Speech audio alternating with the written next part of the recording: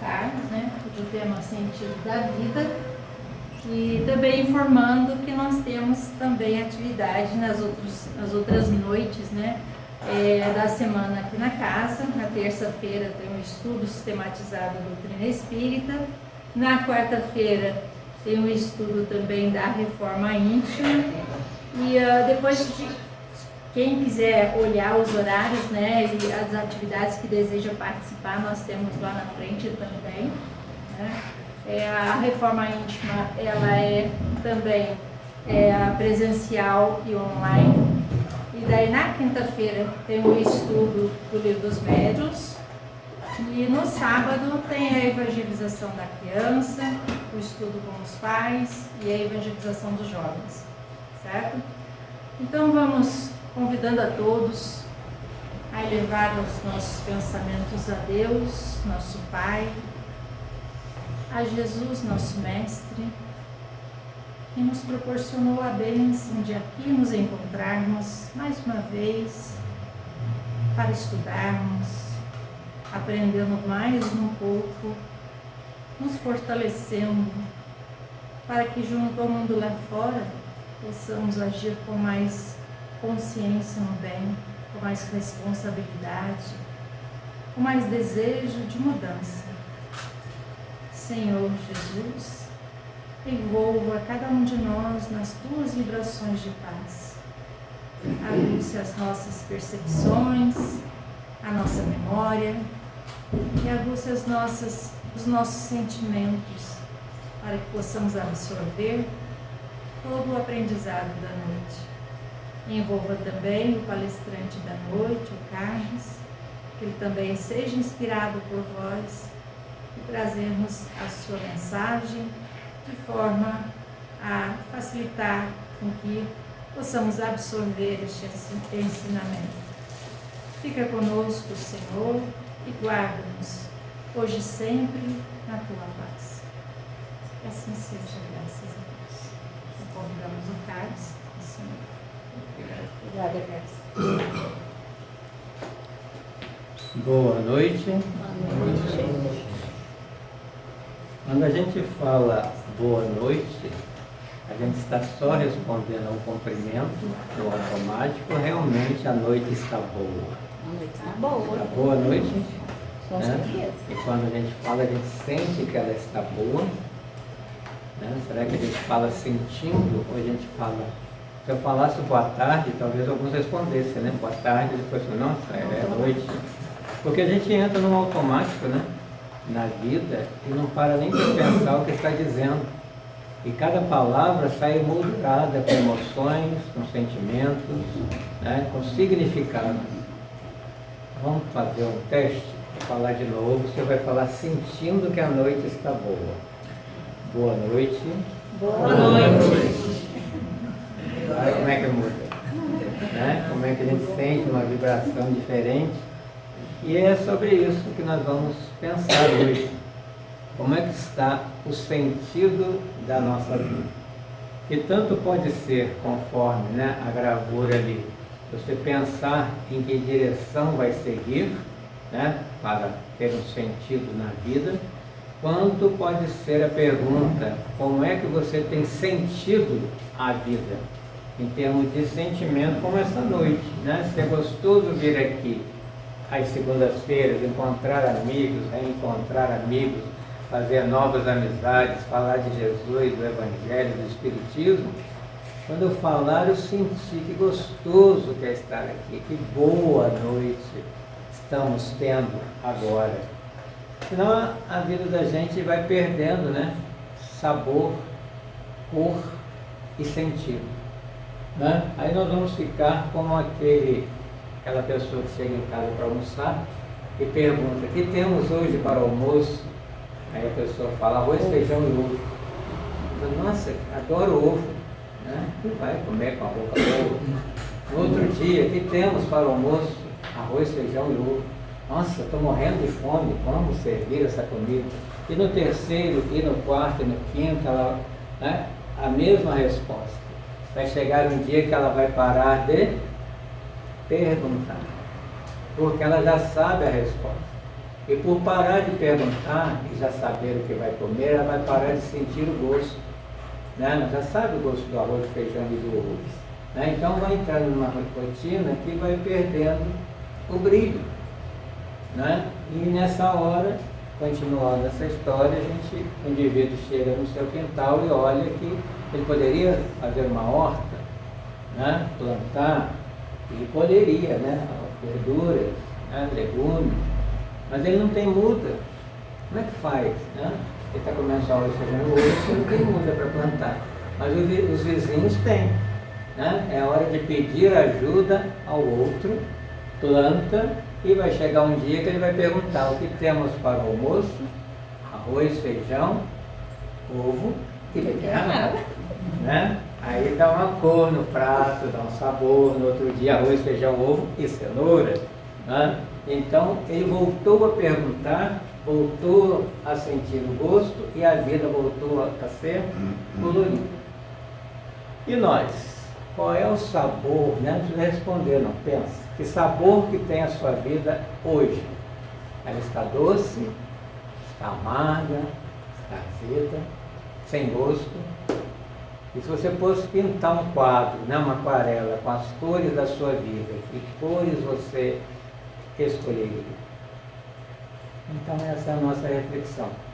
Né? Estamos no setembro a gente tem uma campanha do Setembro Amarelo, que infelizmente, por mais bonito que seja o amarelo, essa campanha lembra um suicídio, né?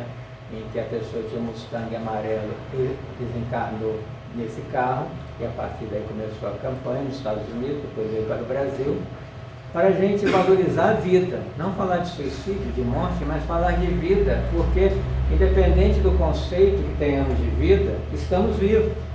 Para quê? Para viver do jeito que dá, do jeito que a gente conhece, mas sem sentir, a gente não vive. Né? Então vamos ver o que a gente consegue falar a respeito. Às vezes a gente tem uns pensamentos, né, umas perguntas: por que eu estou aqui? Né? A resposta é: porque só eu poderia estar aqui. Não é? Por que nós viemos aqui hoje? Porque para nós estarmos aqui hoje, para eu estar aqui hoje, porque esse é o nosso momento. Né? E a vida é o momento. E a beleza da vida, uma coisa fantástica, que dos 8 bilhões de indivíduos encarnados atualmente no planeta, nenhum deles sente a vida como eu. Isso faz de mim uma pessoa muito importante para quem criou e me mantém vivo, não é? Né? Eu sou o único no meio de um todo, que parece tudo igual, mas não é. Podemos ter pensamentos semelhantes ou até iguais, mas a forma de sentir e de reagir às coisas do mundo, só eu tenho. Isso é um mistério. Né? E perguntaram a Madre Teresa de Calcutá, né, com todo aquele trabalho que ela saía todos os dias para encontrar-se com os irmãos necessitados e acolhê-los, seguindo o que Jesus, né, nos orientou. Um repórter perguntou para ela: a senhora não acha que esse trabalho que a senhora faz é uma gota no oceano? Aquele desdém, né, de quem não faz, mas critica. E ela responde: sim, é uma gota no oceano, mas sem essa gota o oceano seria menor. Olha, delicadamente, né? E sem nós, cada um de nós é uma gota nesse oceano da humanidade. Quando a gente vai embora, esse oceano da humanidade encarnada diminui. E é assim que a gente sente quando tem que enterrar um familiar. A família diminuiu, a humanidade diminuiu, eu me sinto sozinho, sem aquela pessoa que não está mais comigo. Por isso, nessa campanha pela vida, para que a gente não deixe, né, as gotas irem saindo e o mar secando, a começar pela lagoa da nossa vida. E tem um filme baseado na filosofia oriental, chama O Poder Além da Vida, que tem essa frase marcante, né? Onde você está? Aqui. Que horas são agora? Quem é você? Esse momento. É isso a vida. A vida é esse momento que a gente consegue viver, né? Porque quando eu comecei a falar aqui, alguns minutos atrás, já acabou. Não existe mais, né? O que vai acontecer na hora que sairmos daqui também não existe. O que existe é isso. Estamos pensando, sentindo, trocando e vivenciando. Essa é a mágica da vida. E o que diz a doutrina espírita sobre nós? O que nós somos nessa vida? Somos espíritos, né? Cada um de nós é um espírito, por isso individualidade, um ser pensante. E os espíritos, né? Allan Kardec pergunta na questão 76 do Livro dos Espíritos, que definição se pode dar de espírito? Se eu sou espírito, o que é espírito? É um ser inteligente criado, né? Por um Criador que foi criado para povoar o universo. Isso faz de mim uma pessoa interessante ou não? Né? Importante para Deus. Né? Por que Ele me criou? Não temos essa resposta. Mas para que? Sim. Né? Para pensar o mundo, porque nós somos os seres mais inteligentes e racionais do planeta, e que vamos habitar o universo. A gente nem sabe o que é. Né? Por enquanto conhecemos alguma coisa do planeta Terra, mas não vamos ficar aqui para sempre. Um dia vamos habitar outros planetas, com outras paisagens, né? Com toda essa família do universo. Nós somos irmãos, 8 bilhões de irmãos encarnados, mais 3 ou 4 vezes desencarnados no planeta, todos irmãos e irmãs. Mas tem os vizinhos, que são os primos que moram nos outros planetas, que também fazem parte da família. Não tem vontade de conhecer os parentes? Só continuar caminhando, que nós vamos um dia estar com eles.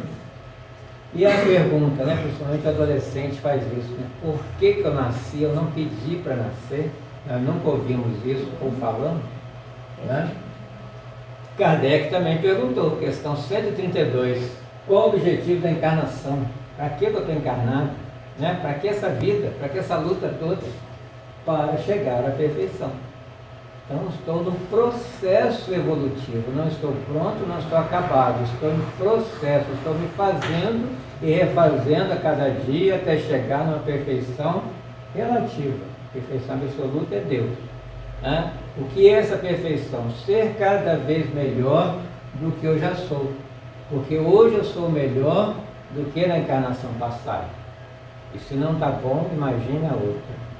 Né? Mas a próxima ainda vou ser melhor ainda. Então vamos continuar caminhando para chegar nessa melhoria toda. E Herculano Pires, né? Pesquisador espírita da década de 70, escreveu vários livros, ele diz o seguinte: o espiritismo, ao surgir na Terra, negou que a vida não tem objetivo nem significação, porque muita gente acha que a vida não tem sentido. Como diz algumas filosofias materialistas, e ele veio combater o prazer material como finalidade da existência humana e manifestou-se contrário à ideia de que o homem nasceu para sofrer. Não é que a gente não possa sentir prazer, né? Mas a vida não, o objetivo da vida não é só esse. Como o objetivo da vida também não é sofrer. Pessoas que falam que a vida é só sofrimento estão enganadas. Pessoas que acham que estão na vida só para ter prazer também estão enganadas. Entre um e o outro existe o aprendizado, a evolução, né? Então tem o sofrimento sim, o causador somos todos nós, e os momentos de lazer, que é o refrigério, o bônus, né? Que a gente ganha também por estar aqui. E dentro disso tudo, o aprendizado do espírito, né? Então o que o Espiritismo vem nos mostrar, né, quando nós estudamos, é que a vida é espiritual. Estamos estagiando num corpo de carne temporariamente. Pode ser 100 anos, 120 anos. Não é nada dentro da vida, que é muito maior do que a existência. E a gente fica focado na existência, né? Como se a gente quisesse ficar só na infância, não quisesse crescer e conhecer outras fases da vida. Então nós somos espíritos infantis ainda e queremos ficar só no play, né? Não queremos entrar para a sala de aula para aprender matemática, né? É a coisa boa da escola. E o que Jesus pensa de nós? Vamos perguntar para ele. E ele responde: vós sois a luz do mundo. Por isso que o mundo escurece quando a gente morre, né? Na família você sente a luzinha apaga, outra luzinha apaga, você se sente na escuridão quando todos os familiares já foram. Vós sois o sal da terra, brilhe a vossa luz. Isso não faz da gente algo interessante para querer se conhecer, viver e esperar sempre o outro dia? Ou não? E sobre o arroz com feijão e ovo, Joana de Anjos, no livro O Homem Integral, ela nos fala do perigo da rotina, né? Ela diz que a rotina é como ferrugem na engrenagem de preciosa maquinaria que a corrói e arrebenta. Disfarçada como segurança, emperra o carro do progresso social e automatiza a mente, que cede campo do raciocínio ao mesmo cansador, deprimente. É a zona de conforto. Né? Você acha que você está seguro ali, que você só faz o que você sabe fazer e não se arrisca numa beterraba. Fica só no arroz, feijão e ovo, que é o que você sabe fazer. E nunca faz uma receita nova, no caso de comida, e nunca tenta algo novo em termos de vivência, para aprender algo novo, para dar sabor à vida e querer sair da cama pela manhã. Se você sai e sabe tudo que vai acontecer, está enferrujado, segundo Joana de Anjos. E ela diz que, olha só o que ela diz no livro: o homem repete a ação de ontem com igual intensidade hoje, trabalha no mesmo labor e recompõe idênticos passos, mantém as mesmas desinteressantes conversações, retorna ao lar ou busca repetidos esclarecimentos, bar, clube, televisão, jornal, ela não pôs internet, mas está também, sexo, e com frenético receio da solidão até alcançar a aposentadoria. Olha arroz, feijão e ovo aí. Né? Todo dia, ou todos fazem a mesma coisa, e acham que a vida é essa mesma coisa, e reclamam das mesmas coisas. Como é que a gente pode ser assim? Ou não somos assim? Continua, Joana. Nesse ínterim, realiza férias programadas, visita lugares que o desagradam, né? A esposa que queria, ele nem queria, porém reúne-se a outros grupos igualmente tediosos, e quando chega o denominado período do gozo e repouso, deixa-se arrastar pela inutilidade agradável, vitimado por problemas cardíacos que resultam das pressões ou neuroses. Não é essa a vida do Ocidente? Ou não? Joana está enganada. Ela faz um panorama, né?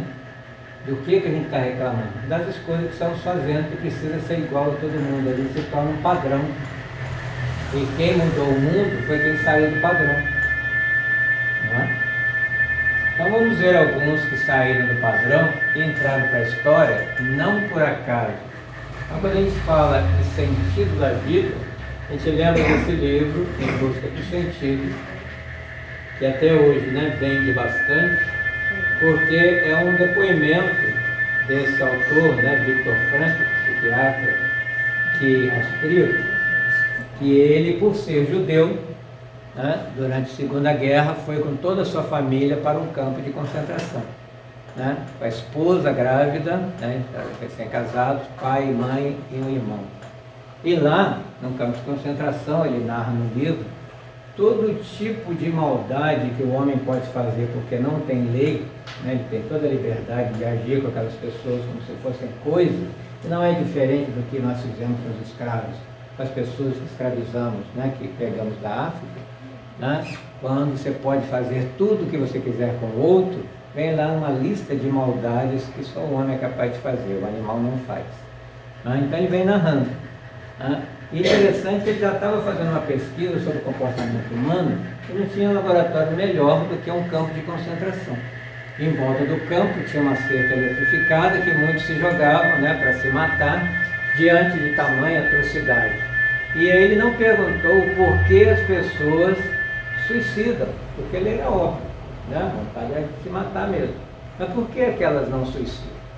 como nós também. Por que alguém na nossa família pode ter suicidado e a gente não? Né? Então há um porquê ficar. Né?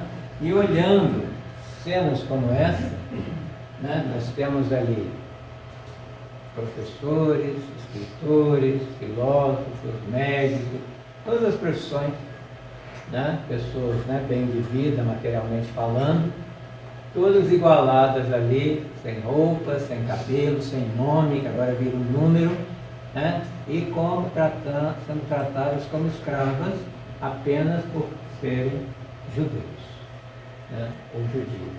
Então, o que ele fala no livro? Observou em que situação chega o humano, a partir do que o outro humano quer fazer com ele. Agora nada mais temos, senão esse nosso corpo nu, até sem cabelos. Nada possuímos a não ser literalmente nossa existência nua e crua. Acabou. Né? A vida deles acabou ali, eles são nada. Como é que a gente se imagina no lugar deles? Se estivesse nessa época, fôssemos uma família de dia e fôssemos levados, toda a nossa família, para um campo de concentração. E sentimentos, né, brotariam em nós. O que acontece com qualquer pessoa que está viva. Por que com eles? Né?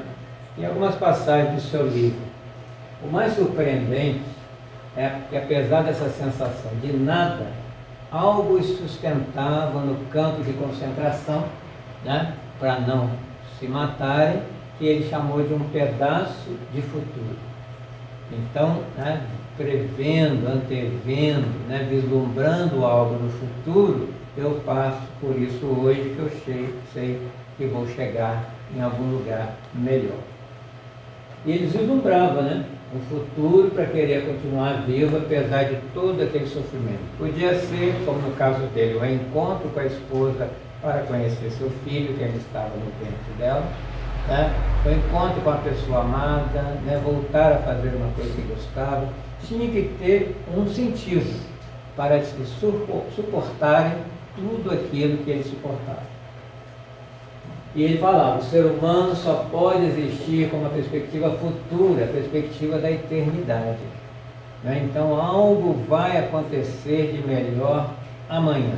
Mas é preciso esperar por esse amanhã e fazer alguma coisa a respeito, que é cuidar da horta, né? Da nossa horta interior aqui. O que eu estou plantando aqui no meu quintal, né? Para estar colhendo daqui a pouco. Né? Tem gente que planta cacto, depois reclama que está comendo cacto. Né? Oh meu Deus, por que eu estou comendo cacto? Aí Deus pergunta, oh meu filho, por que você plantou cacto? Né? Que a gente planta, a gente colhe. Isso aí não é só uma frase de efeito, isso aí é da vida. Tudo que estamos colhendo hoje, nessa idade que nos encontramos, nós somos os responsáveis, porque em algum momento eu plantei, estou colhendo, eu atraí situações para a minha vida. O seu Espiritismo nos explica muito. Eu atraio as pessoas, eu atraio as situações, né? Atraio até bala perdida.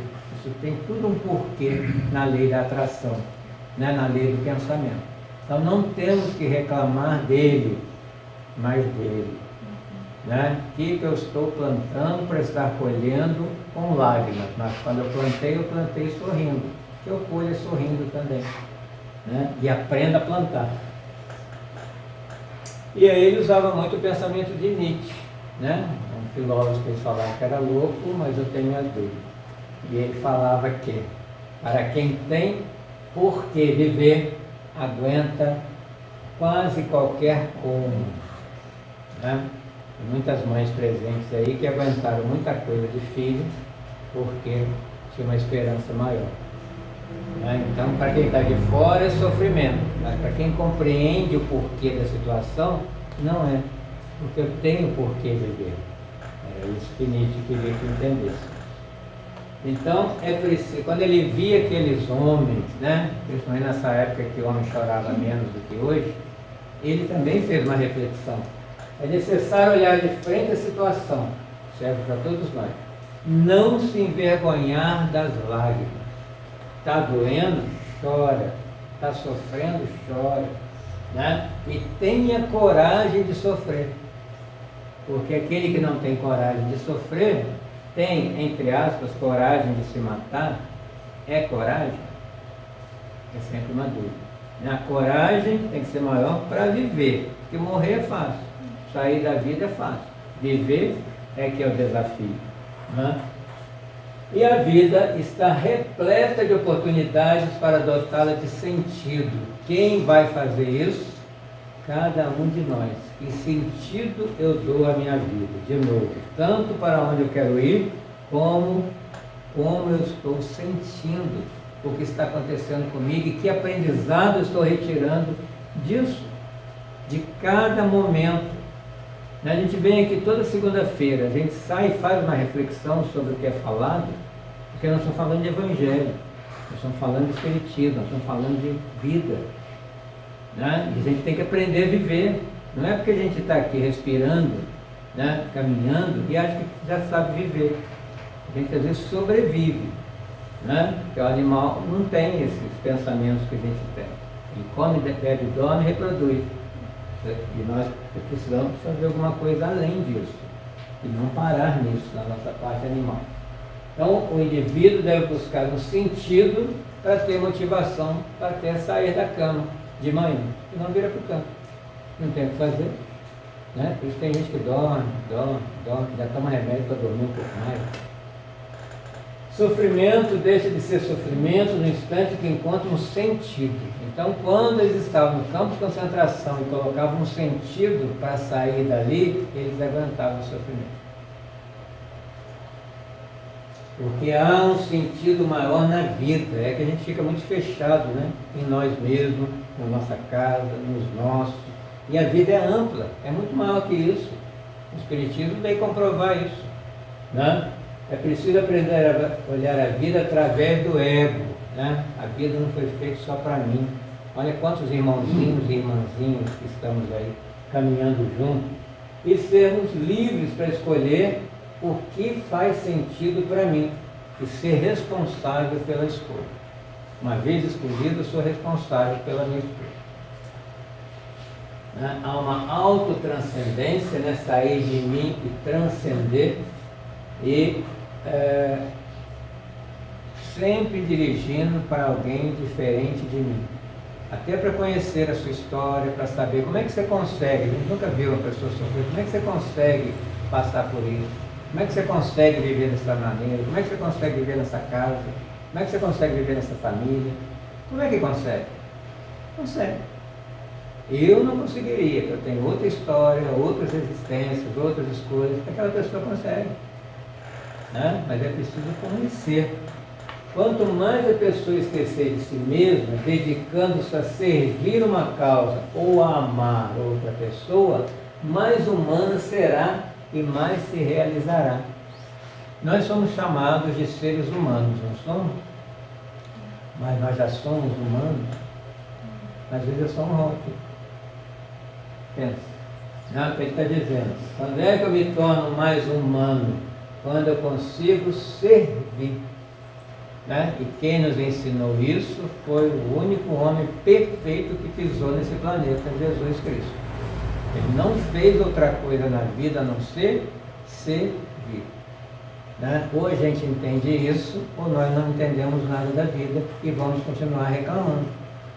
Né? Porque quem está servindo não tem tempo para reclamar, nem para criticar o outro, como criticaram Madre Teresa de Calcutá. Né? Porque as pessoas querem quebrar uma ação boa. A gente tem que ter resistência em relação a isso. Então existe uma dimensão espiritual que eu preciso, mais do que pensar nela, sentir que é assim. Hoje eu estava assistindo uma palestra de Jacob Sutrovon e falou algo interessante, tantas coisas que ele fala. A gente fala assim, quando eu subir, quando eu estiver lá em cima, sempre a gente joga para cima, na espiritualidade. Ele fala, a espiritualidade é aqui. Nós estamos num mundo espiritual, só que num corpo de carne. Está tudo aqui mesmo. Por isso que a gente vê espírito de vez em quando, ele está aqui. Está cheio o salão, está cheia a minha casa, está cheia a rua. Só que nem todos vêm. Mas é tudo aqui mesmo. Só muda a dimensão. E a gente está naquela coisa da igreja, né? Vai subir, se a terra é redonda, o japonês cai. Né? Então cuidado com o para cima. Aonde que é esse para cima? Então é de lado. né? Tudo bem com esse primeiro companheiro, e aí ele sai.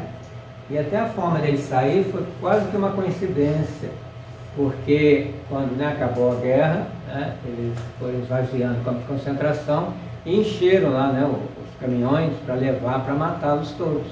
E ele, com a meia dúzia de colegas, tinham ido fazer alguma coisa atrás de um barracão lá e foram esquecidos no campo de concentração. Quando eles chegaram lá, os caminhões já tinham saído, e agora esqueceram a gente aqui e tal, mas todos os que saíram no caminhão foram mortos. Aí chega o caminhão, né, para resgatá-los, e ele consegue sair e escreve o livro, né, contando, né, toda a situação, só que toda a família já tinha desencarnado, né, e não conseguiu ver a esposa. Mas aí aconteceu uma coisa interessante, ele criou, né, a logoterapia, ele foi investigar a questão do ser humano.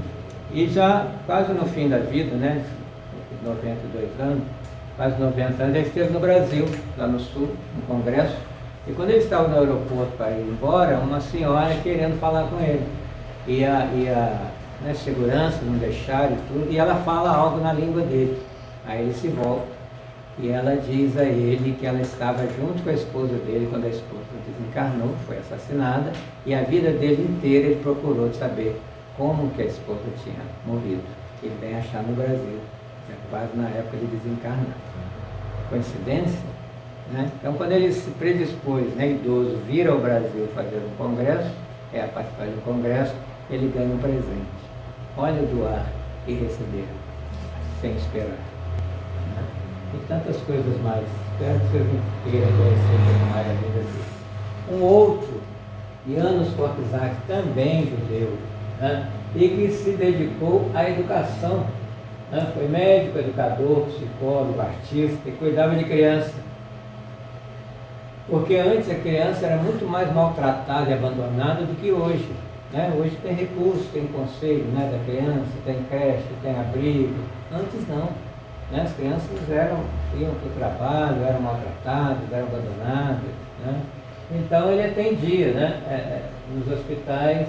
Aí ele dirigiu um orfanato de forma voluntária, criou organizações, né, que hoje a gente chama de ONG, para ajudar crianças vítimas de guerra, né, porque os pais morrem na guerra. Quem fica com as crianças? As crianças não vão para a guerra. Criou orfanato, recolhendo essas crianças, né, filhos das prostitutas, que as pessoas, né, ninguém queria cuidar, os órfãos de uma maneira geral. E ele estava, né, dando dignidade às crianças, tratando com amor, né, e dando importância ao trabalho coletivo. Era isso que ele ensinava para as crianças. E como todos eram judeus, durante a Segunda Guerra também se matava criança, né? Então foi combinado com ele, ele foi para um gueto junto com todas essas crianças, e as pessoas que ajudavam, né, o seu orfanato, pararam de ajudar, estavam em guerra, né? Eles começaram a passar fome. Então ele saía procurando comida das crianças, né, para que eles tivessem alguma coisa para comer, era mais de 200 crianças, e para distrair ele criava teatro, né, fazia graça, palhaçada, cantava. A arte os alimentava enquanto esperava por alguma coisa. E foi combinado com ele que ele levasse as crianças, né, para o trem, né, o trem que ia para o campo de concentração, e lá elas seriam mortas, e ele teve um salvo-conduto por ser importante ali na cidade, bastante conhecido. Ele se negou, né? Ele preparou as crianças, né? Tinha uma senhora que trabalhava com ele, tem um filme sobre ele no YouTube. E aí ele, né, foi na frente, uma criança no colo, segurando na mão de outra, uma fila em silêncio, né? E a senhora que o ajudava mais atrás, e foram para o campo de concentração. Chegando lá, foram para o banho, né, que era na verdade uma câmara de gás, e quando abriram as portas, eles estavam todos mortos, as crianças abraçadas com ele, né, naquele último momento, se dedicando às crianças, porque as crianças eram o sentido da vida dele. Então ele deu sentido na vida dele, atendendo ao outro. Albert Schweitzer, já trouxe ele aqui outros dias, né? Já falei sobre ele, mas é sempre bom falar de quem faz o bem para ver se a gente fica motivado a imitar de alguma forma, né? Ele é alemão, né? Aí não mais judeu, ele era teólogo, né? Os pais, né, da igreja protestante, E aos 30 anos ele já tinha feito a faculdade de teologia, de filosofia, fazer concertos, órgão, tocando órgão de música de Bach, era famoso, tinha dinheiro, tinha profissão, estava realizado, professor universitário, 30 anos, ou seja, tudo realizado. Mas faltava alguma coisa dentro dele. Ele ainda estava comendo arroz, feijão e ovo, faltava a beterraba na vida dele. E um dia, saindo pela rua, nessas organizações missionárias deram um panfleto para ele. E ali falava de uma missão numa certa região do continente africano e dizia: estamos precisando de alguém que responda ao chamado. Senhor, põe-me a caminho. Na hora que ele leu, acordou. É isso que está faltando na minha vida. Mas o que eu vou fazer lá? Vou tocar órgão para eles ficarem mais felizes, vou falar de Jesus e isso vai alimentá-los, vou filosofar com ele. Aí ele foi fazer mais uma faculdade de medicina, especializou em doenças tropicais e foi. E aí lá ele formou hospitais que tem até hoje.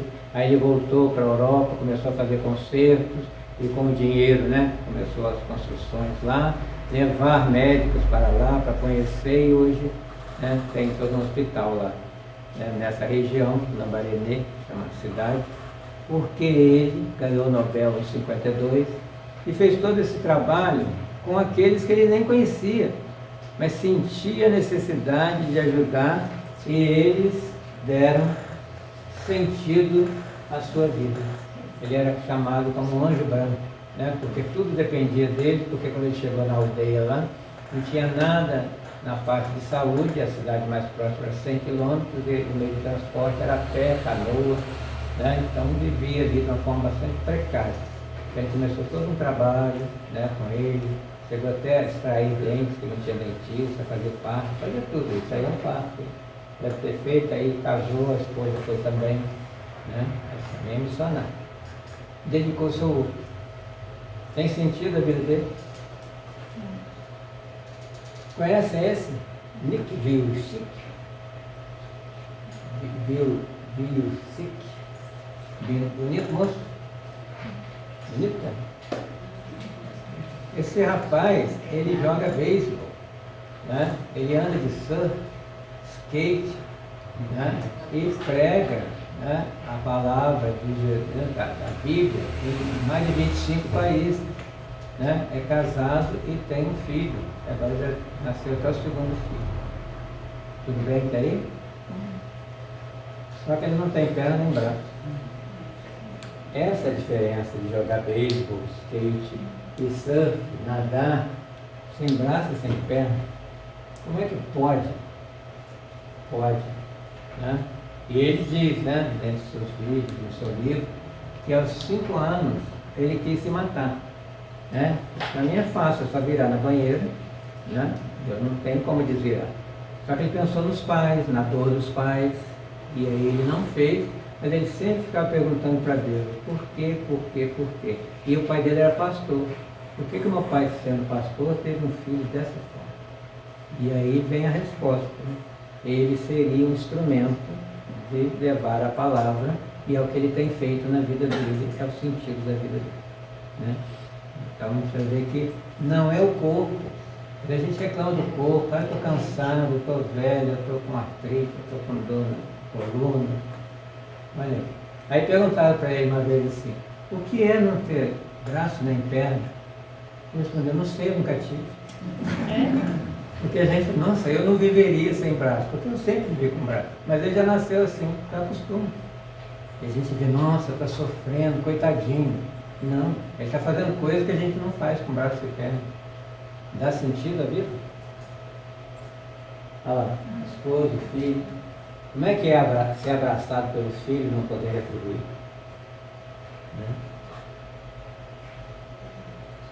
E agora vamos para o Brasil. Wagner Moura, que não é o ator, nem é meu parente por ser dono. Esse rapaz do Mato Grosso, desde criança, a pobreza o incomodava, a fome do outro o incomodava. E ele começou, ele era espírita, no centro espírita, a distribuir alimento, ia lá no Ceasa, pegava comida, distribuía, ajudava desde a sua adolescência, mas não estava bom. Né? Quando ele via, né, uma campanha que foi feita pelo Michael Jackson, na década de 80, 90, que tinha aquela música que eles cantavam, os artistas todos, We Are the World, aquilo mexia muito com ele. Ele aí falou com o irmão dele: eu vou para a África. O irmão dele assustou: mas que isso? Você vai para a África fazer o quê? Eu preciso ir para a África. E ele foi. E ele foi para o lugar mais pobre, né, de uma região lá. Quando ele chegou lá, ele encontrou 400 crianças órfãs na rua. Ninguém para cuidar. Porque os pais tinham morrido na guerra, porque lá tem muita guerra até hoje, né? A pessoa só mostra a guerra da Ucrânia, mas o tempo todo tem país em guerra lá. Tem, no último congresso que teve aqui esse ano, ele está no Brasil agora, teve um dos rapazes, né, que estão lá no projeto dele, contando a história dele, a gente chora. Né? A mãe morta, o pai sendo morto e eles perdendo a casa por causa de guerra de tribos, né? de grupos, terrível. Né? E aí ele pediu autorização, né, para a região toda lá e começou a convidar amigos a irem lá, e ele criou uma ONG. Então ele tem muitos projetos na sombra da Organização Humanitária Fraternidade Sem Fronteiras. Ele criou a Fraternidade Sem Fronteiras, né, onde cuida de muitos projetos. Você pode entrar na internet, você vai ver lá vários projetos, lá e no Brasil. Né, esses refugiados da Venezuela que estão lá em Roraima, Rondônia, não sei, eles é que estão cuidando. Né? Aquele projeto de Zika vírus, a médica que descobriu como é que era o contágio, é da equipe dele.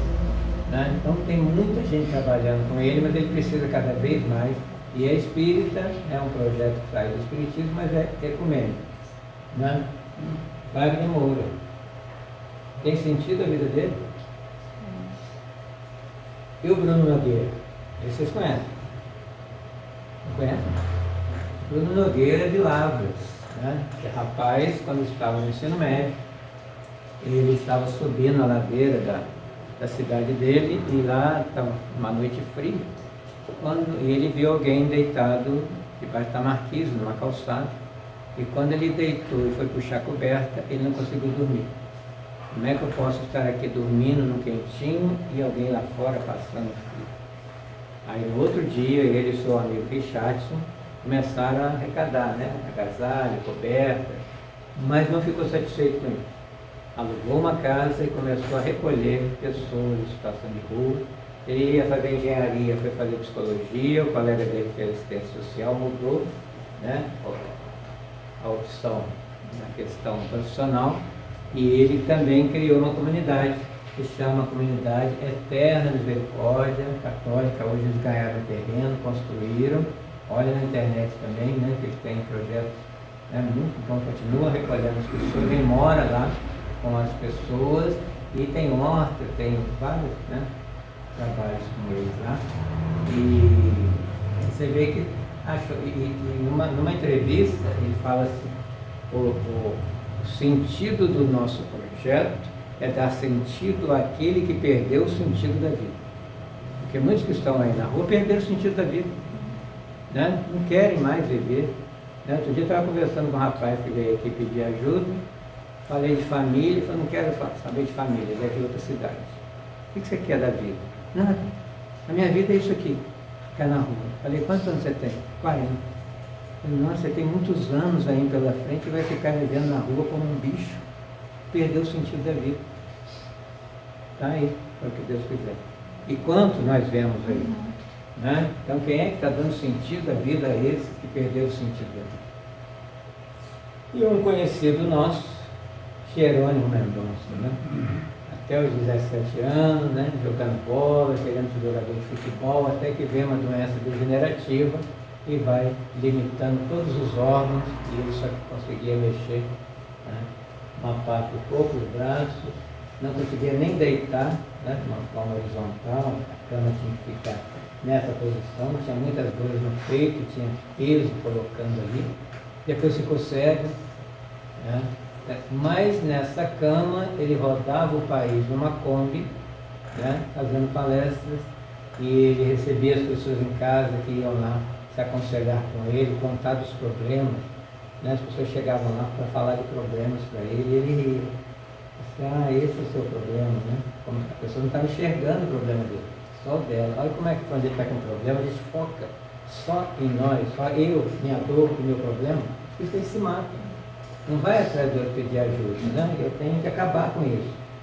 E ele ria porque a pessoa contava um probleminha e não via o problemão que ele vivia, né? Mas ele sempre com bom humor, né? Já trouxemos aqui, né, parte de palestra que ele faz, tem no YouTube também. E ele, ali, com o telefone, ele conseguiu dirigir o centro espírita, dirigir o orfanato, né, limitado numa cama. Então, o que é que nos limita no arroz e feijão com ovo? É o corpo. Então, poderíamos estar aqui citando tantos outros, sempre a gente cita, né? Gandhi, Madre Teresa, Irmã Dulce, Chico Xavier, Anália Franco, nem todo mundo conhece. E a gente tem a resposta para o sentido da vida. O sentido da vida é o outro na minha vida. Qualquer outro, principalmente o outro que está dentro da nossa casa. E o que a gente quer fazer com o outro? Você é um problema para mim. Sai da minha frente. Quando na verdade tem que falar, você é a minha solução, volta. Né? Aquilo que a gente acha que é um problema é a solução. Né? Com essa convivência que eu vou conquistar valores que eu não consegui conquistar na existência anterior e me der uma chance para estar com essa pessoa de novo, para dessa vez conquistar os valores que eu preciso conquistar. Né? Só ao entender que é o outro que dá sentido à minha vida, eu começo a entender Jesus quando ele falou do outro. Ame o próximo, né? Ajude o próximo, sirva o próximo. Ao fazer isso, está se ajudando, se amando. E quando, né, essa reciprocidade de amor, a gente alcança Deus e ama. Como é que eu vou amar um Deus que eu não vejo, se eu não consigo amar alguém que eu vejo? Né? Hipocrisia só. Né? Você só vai bater no peito, eu amo Jesus, eu amo Deus. Frase de efeito. Não é gritando Senhor, Senhor, que entrareis no reino dos céus para o Evangelho. Mas o que eu posso fazer para o Filho de Deus, ele vai ficar feliz. Quando alguém faz alguma coisa para o nosso filho, a gente não gosta da pessoa, nossa, você está ajudando muito meu filho, né? Já te amo. Né? Por que a gente não ama e ajuda os filhos de Deus para falar que eu amo? Estou falando para quem não faz, porque todo mundo faz. É no auxílio ao próximo que nos ajudamos. E é na solidariedade que aprendemos a amar e sentimos o amor de Deus. Não nos sente. Né?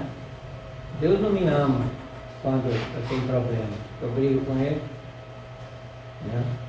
Mas aí é que Ele está chamando mais perto. Com esse problema que você vai lembrar de mim. Aí nós vamos conversar. Quem se mata quer livrar-se da dor. Né? A dor forte que só ele está vivendo. Como esse rapaz, né? O Mark M, o Mustang amarelo. Mas só nos livrando da nossa dor, auxiliando o próximo em sua dor. Né? E é no doar-se que nos livramos da dor e encontramos o amor. A grande lição da vida é aprender a viver e a conviver. Então, o que disse Jesus? Sejamos luz para alguém, iluminando o seu caminho, que ele está na escuridão. Sejamos sal para dar sabor àquele que está no arroz, feijão com ovo. E vamos brilhar dessa forma. Mas sem ofuscar o brilho do outro. Né? Brilhar pelo que nós somos. Porque o último gesto de Jesus com os apóstolos, discípulos, depois se tornaram apóstolos, foi esse. Não era o corpo dele que ele estava falando. Ele estava falando que tudo que estiver nas suas mãos é para dividir. A última mensagem de Jesus se chama partilha. Aprenda a partilhar o pão, o vinho, né? O espírito, ou o que é espiritual, que é o vinho, e o que é material, que é o pão, com todos. Isso é desenvolver talento, a parábola dos talentos. Né? O talento que eu sei que eu já conquistei não é para mim, é para partilhar. Né? Senão eu morro com ele, agarro no cofre lá e afundo no oceano com esse cofre de talentos. Então, o que estamos já partilhando para desenvolver um talento que seja em uma existência. Às vezes a gente vem numa existência para desenvolver um talento. Enterra, vai viver as coisas do mundo, chega do outro lado, sem nada. Aí aquele que está acostumado a desenvolver talento, ainda ganha o meu para desenvolver. Tudo bem? Podemos encerrar por hoje e pensar por toda a noite? Então vamos pensar na vida e no Senhor da vida. E abrir o nosso coração, cada um dentro do que consegue sentir. Senhor, um dia pensaste em mim, e a partir desse instante eu existi e existo para todo sempre como ser imortal que eu sou. Não sei por que fizeste-me aqui, mas agradeço por estar. E por todas as pessoas que estão comigo, aquela que me permitiu abrir os olhos do corpo, quando deixou-me desenvolver em seu ventre, e a ela eu devo muita gratidão. A esse Pai que junto com ela me educaram, me mostraram a tua história e tentaram me evangelizar. Mas estou até hoje em busca desse Evangelho, procurando ler, estudar e principalmente sentir o teu Evangelho na tua história de amor.